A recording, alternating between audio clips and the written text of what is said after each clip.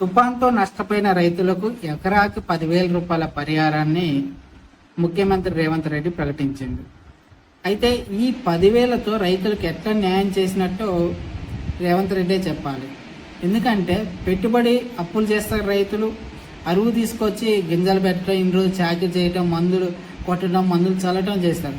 ఇంత అప్పులైన తర్వాత ఒక తుఫాను వచ్చేసి ఇంత నష్టం చేస్తే రైతులకి పరిహారం అరకొరగా ప్రకటించి రైతులను మేము ఆదుకుంటున్నామని చెప్పడం అంటే ఏమన్నట్టు అర్థం కాదు. నిజంగా ఈ 10,000తో రైతులకి ఏం న్యాయం జరిగిద్ది, ఎట్లా న్యాయం అయింది?